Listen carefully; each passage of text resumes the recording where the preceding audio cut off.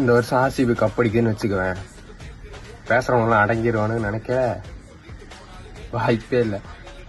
ஒரு கப்பு தான் அடிச்சிருக்க, இன்னும் 4 கப்பு அடிச்சுட்டு வந்து பேசுமானு. 4 கப்பு அடிச்சுட்டு வந்து பேசணும்னு வச்சுக்கோங்க, தோனி 7 கப்பு அடிச்சிருக்கணும், தோனி போனதுக்கு அப்புறம் அடிச்சு என்ன பிரயோஜனம் அப்படிமா. சரி, தோனி இன்னொரு 4 வருஷத்துக்கு இருக்கிறாருன்னு வச்சுப்போம். ஓகே, 4 கப்பும் அடிச்சுன்னு வச்சுக்கோங்களேன். அப்புறம் நம்ம பேசணும் என்ன சொல்லுவாங்க தெரியுமா, விராட் கோலி கேப்டனா இருந்து கடைசி வரைக்கும் ஒரு கப்பு கூட அடிக்கிறார், ரஜத் பட்டிதார் தான் வந்து கப்பு வாங்கி கொடுத்தாருன்னு சொல்லுவானுங்க.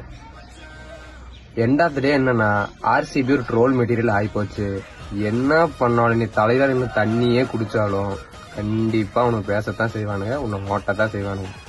ஸோ ஆர்சிபி ஃபேன் எல்லாத்துக்கும் ஒன்னே ஒன்று சொல்லிக்கிறேன், எத்தனை வருஷம் ஐபிஎல் வந்தாலும் நம்ம கப்பு அடிச்சாலும் அடிக்காட்டியும் இவனுக்கிட்ட பேசி எல்லாம் ஜெயிக்க முடியாது. ஸோ சே ஈசாலா கப் நம்தே அண்ட் மூவ் ஆன். பாய்.